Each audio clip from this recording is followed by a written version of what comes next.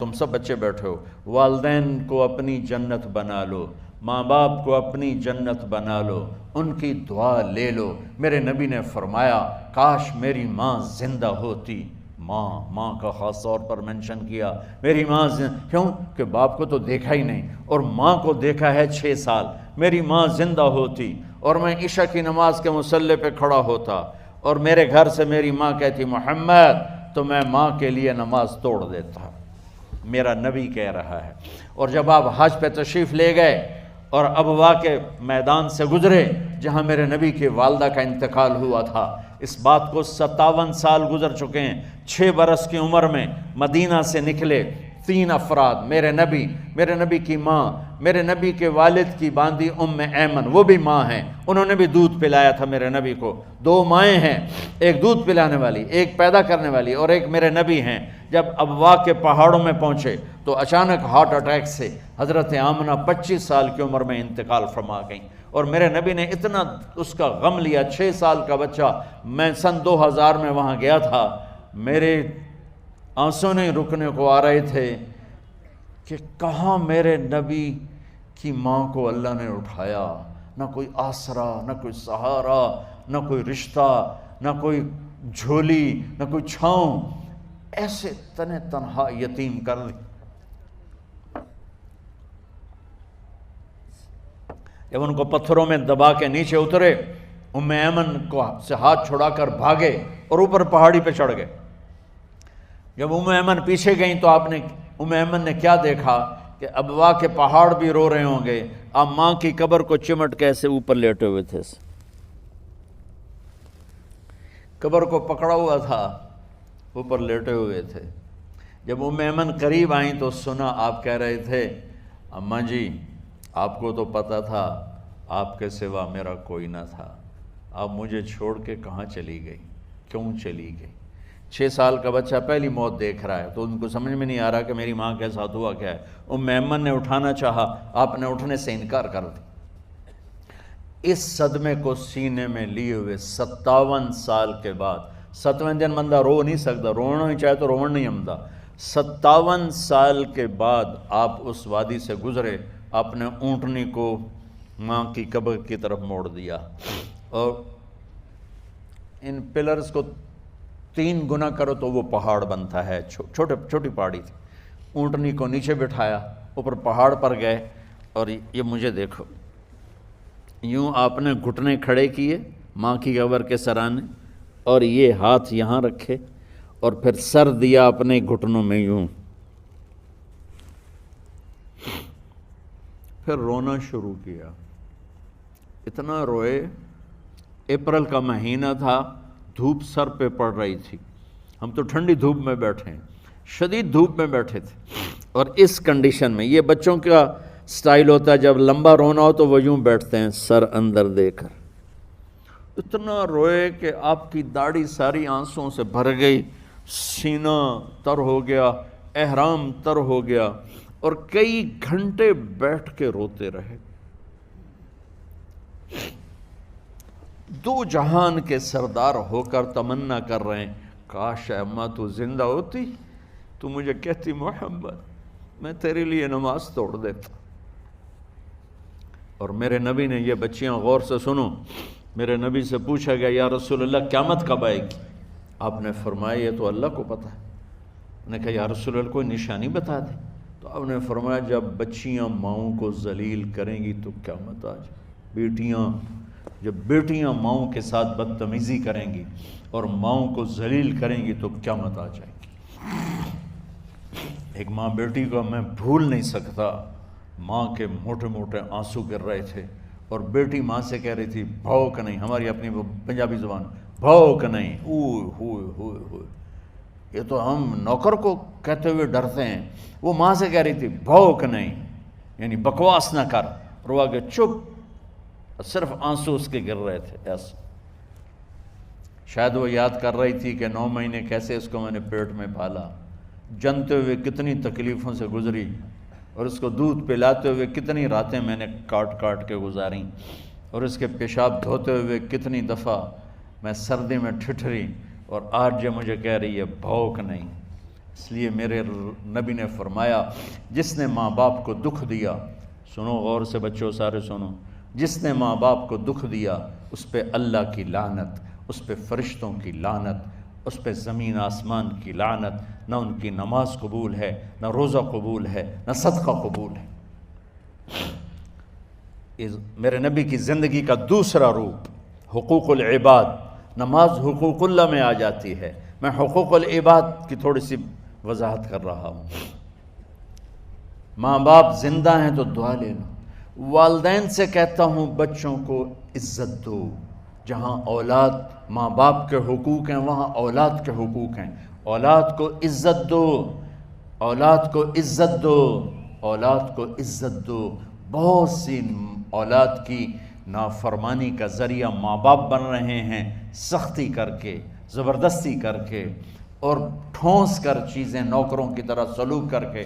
میرے نبی کے گھر میں جب بیٹی فاطمہ ملنے کے لیے آتی تھیں تو میرے نبی بیٹھے نہیں رہتے تھے، یہ اب چیئر پہ بیٹھے ہوئے بی بی فاطمہ آ گئی، اب زمین پہ بیٹھے ہوئے ہیں بیٹی آ گئی، اب چارپائی پہ لیٹے ہوئے ہیں بیٹی آ گئی۔ میرے نبی کیا کرتے تھے؟ کھڑے ہو جاتے تھے، کھڑے ہو جاتے، ایک دم کھڑے ہو جاتے تھے، اور پھر کھڑے نہیں رہتے تھے، تیزی سے آگے بڑھتے تھے اور حضرت فاطمہ کا ہاتھ پکڑ لیتے تھے۔ یہ والدین غور سے سنو، حضرت فاطمہ کا ہاتھ پکڑ لیتے تھے اور ہاتھ پکڑ کے مجھے دیکھو یوں بوسہ لیتے تھے، بیٹی کا بوسہ لیتے تھے، پھر ہاتھ چھوڑتے نہیں تھے، ہاتھ پکڑے پکڑے لاتے لاتے لاتے ان کو چارپائی پر پہلے بٹھاتے تھے پھر خود بیٹھتے تھے۔ یہ باپ اور رسول ہو کر بیٹی کو یہ عزت دیتے تھے۔ پھر وہ جنت کی عورتوں کی سردار بنی، پھر وہ جنت کے سرداروں کی ماں بنی، پھر وہ اللہ کے شیر کی زوجہ بنی۔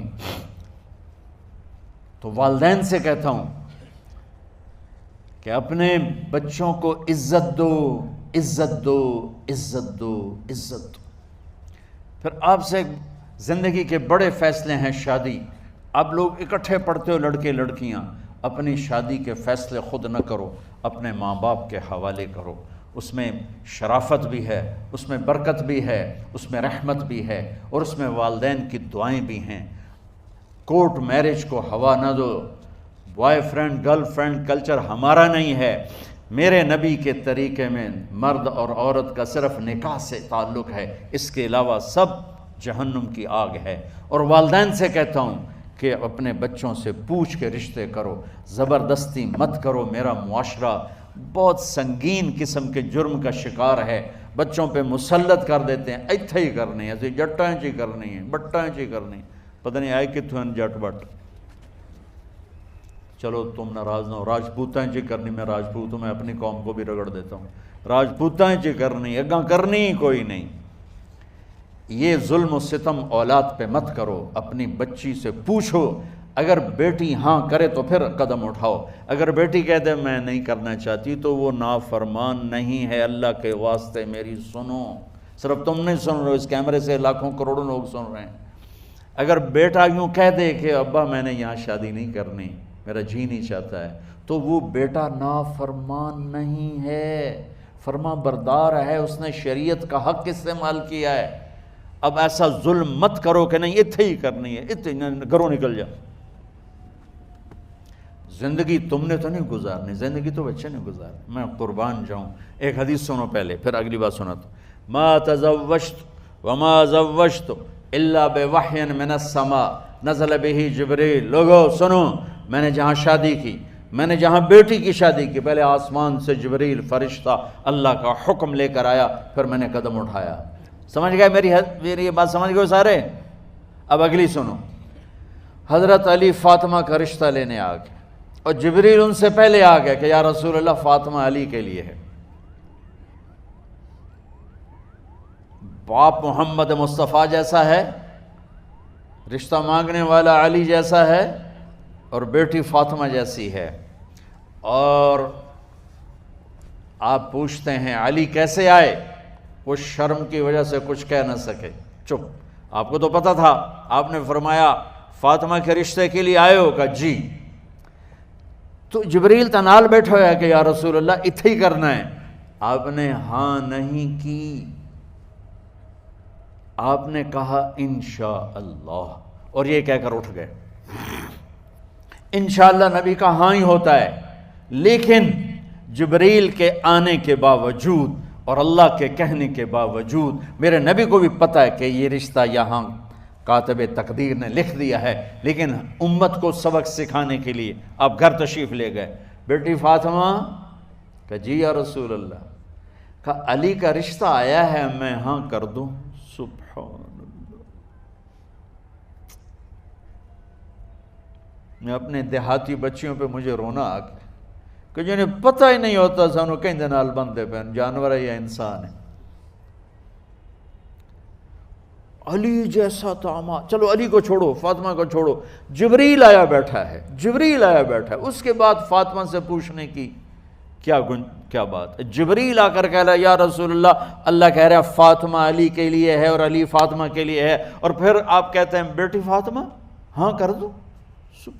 ہماری تو آج کی بیٹیاں انکار نہیں کرتی، چپ کر کے گاں ماش طرح بن چھڑ دین کلے نال۔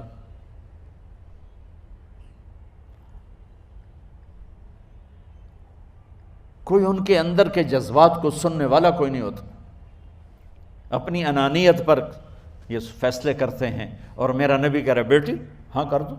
سبحان اللہ۔ آپ کا کیا خیال ہے، فاطمہ نے انکار کرنا تھا؟ یہ بیٹیاں نہیں انکار کرتی تو فاطمہ نے کہاں کرنا تھا؟ لیکن یہ سبق دینا تھا ان والدین کو جو نادانی میں نادانی کے فیصلے کر کے اولاد کو ہمیشہ ایک ٹھنڈی آگ میں دھکا دے دیتے ہیں۔ حضرت فاطمہ رضی اللہ تعالیٰ عنہ نے جب ہاں کی پھر آپ باہر نکلے۔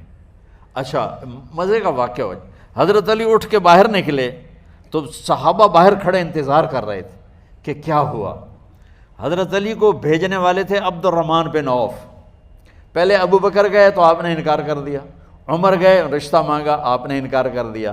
عبد الرحمن بن عوف نے علی سے کہا آپ جائیں، آپ کا رشتہ رد نہیں ہوگا۔ کہنے لگے میرا تو ذاتی گھر بھی کوئی نہیں، مجھے کہاں سے رشتہ ملے گا، میں تو بالکل غریب ہوں۔ کہا نہیں تم جاؤ۔ تو واپس آتے انہوں نے عبد الرحمن بن عوف پہ چڑھائی کر دی، وہ کیا ہے نا تو میں نے گلے آئی، انکار ہو گیا۔ تو صحابہ نے پوچھا کیا ہوا؟ کہا کچھ کہا ہی نہیں، چپ کر کے اٹھ گئے۔ تو عبد الرحمن بن عوف کہنے لگے کچھ بولے صحیح، کہ بس اتنا کہا انشاءاللہ کا تو مبارک ہو، نبی کا انشاءاللہ ہاں ہوتا ہے۔ کہا اچھا تو اتنے میں آپ باہر تشریف لے۔ کہا علی، کہا جی، کہا لو بلاؤ، لوگوں کو بلاؤ۔ ساری مسجد بھر گئی، آپ کے ساری مسجد فل ہو گئی۔ آپ ممبر پہ کھڑے ہوئے علی کو سامنے بٹھایا، کہا لوگو یہ جبریل میرے پاس اللہ کا پیغام لائے ہیں کہ میں فاطمہ بنت محمد کا نکاح علی بن ابی طالب کے ساتھ کر دوں۔ پھر آپ نے خطبہ پڑھا اور کہا کہ علی، ہائے ہائے ہائے، میں نے فاطمہ بنت محمد کو 400 درہم مہر کے عوض تیرے نکاح میں دیا، تو نے قبول کیا؟ حضرت علی نے زور سے نعرہ لگایا میں نے قبول کیا، اور سجدے میں چلے گئے، اللہ کا شکر کا سجدہ ادا کیا۔ پھر میرے نبی نے وہیں سارے مجمع کو شہد کا شربت پلایا اور تازہ کھجوریں کھلائیں، اور پھر جب رخصتی ہوئی تو آپ نے حضرت علی سے فرمایا کہ آپ آ کے لے جاؤ۔ پھر آپ نے حضرت ام سلمہ، حضرت حفصہ اور جناب حضرت عائشہ رضی اللہ تعالیٰ عنہ، ان تینوں کو بلا کر فرمایا تمہیں پتہ ہے نا مجھے فاطمہ سے کتنا پیار ہے، تو تم فاطمہ کو دلہن بناؤ، اس کی تیاری کرواؤ، اسے دلہن بناؤ۔ تو ان تینوں نے حضرت فاطمہ کو دلہن بنایا۔ پھر آپ نے حضرت علی کو پیغام بھجوایا، وہ تشریف لائے، اپنی اونٹنی لے کر آئے، حضرت عقیل ساتھ ہے، سلمان فارسی ساتھ ہے، اور دروازے پر اونٹنی بٹھائی، آپ علی کو اندر لے گئے اور یوں فاطمہ کا ہاتھ پکڑ کے علی کے ہاتھ میں دے کر فرمایا علی تمہیں نبی کی بیٹی مبارک۔ سبحان۔ پھر آپ نے کہا میری بیٹی فاطمہ، مجھے اپنے خاندان میں جو سب سے زیادہ محبوب تھا میں نے تیرا ہاتھ اس کے ہاتھ میں دے دیا ہے۔ والدین سے کہتا ہوں اپنے نبی کی زندگی پڑھو۔ میرا درد ہے کہ ہماری ثقافت میں اسلام داخل نہیں ہوا، ہمارے عبادت میں اسلام آ گیا، بہت سارا مجمع مرد عورتوں کا نمازی ہے، حاجی ہے، عمرے کرتے ہیں، لیکن ثقافت میں نبوت کی جھلک دکھائی دے، ثقافت میں اللہ کا نبی دکھائی دے، وہ نہیں ہے۔ زندگی بیت گئی اس انتظار میں، مدت سے لگ رہی تھی لب بام ٹک ٹکی، تھک تھک کے گر گئی نگہ انتظار آج، پتہ نہیں کب صبح ہوگی۔ چلو کہتے تو جائیں مجھے ہے اگرچہ بت ہیں جماعت کی آستینوں میں، مجھے ہے حکم اذان لا الہ الا اللہ۔ والدین کے ذمہ ہے اولاد کو عزت دینا، ان کے سب سے بڑی خواہش میں ان کا احترام کرنا کہ زندگی انہوں نے گزارنی ہے، اور آپ کے ذمہ ہے والدین کے آگے سر جھکا دینا۔ اللہ کے واسطے کورٹ میرجز اور خفیہ شادیاں یہ نہ ہماری ثقافت ہے نہ یہ انسانیت ہے، ہمیشہ دکھ دردوں میں زندگی گزرتی ہے کہ اصل زندگی تو موت کے بعد آنے والی ہے۔ تو والدین پڑھیں شریعت کو، اولاد بھی پڑھے اپنے نبی کی زندگی کو۔ ایک شخص حضرت عمر کے پاس آیا ایک بیٹے کو لے کر، کہا امیر المومنین یہ میرا بیٹا بڑا نافرمان ہے اور مجھے بہت تنگ کرتا ہے۔ حضرت عمر کے پاس لاٹھی ہوتی تو انہوں نے یوں اٹھائی، وہ کہنے لگا حضور معافی دیا جائے، ایک میری گل سن لو۔ آپ نے فرمایا کیا؟ کہنے لگا ماں پیو دے بڑے حق ہیں، بالکل ٹھیک ہے، پر کوئی ساڈا حق بھی ہے ماں پیو تے؟ آپ نے کہا ہاں۔ آپ نے کہا ہاں۔ کہنے لگے ذرا وہ بتا دیں۔ کہا پہلا حق ہے اچھی ماں تلاش کرے، نیک عورت تلاش کرے۔ دوسرا حق یہ ہے نام اچھا رکھے۔ تیسرا حق یہ ہے اس کو قرآن کی تعلیم دے۔ کہا جی پھر سن لو حضرت جی، میرے پیو کو پوچھو اس حبشی عورت نال شادی کر کے مینوں حبشی ماں دیتی، انہوں کوئی عرب ماں ہی نہیں لتی، میرا پہلا حق اس مارا ہے۔ دوسرا سن لو، اس نے میرا نام جولان رکھا ہے، جولان گندگی کے کیڑے کو کہتے کہ اس نے میرا نام جولان رکھا ہے۔ اور تری سن لو، اس آج تے مینوں قرآن دی شکل نہیں وکھائی، حضرت عمر ہوئی سوٹا ہو دے سر تے پھیر دے کہ پہلے تیری مالش کراں پھر ایدی کر سا۔ تو آج کے والدین بھی اپنی اولاد کے بارے میں بہت بہت بہت غافل ہیں، اور اولاد کا بھی حال یہی ہے، چونکہ ماں کیا ہے باپ کیا ہے اولاد کیا ہے یہ شریعت، یہ قرآن بتاتا ہے، یہ میرے نبی کی زندگی بتاتی ہے۔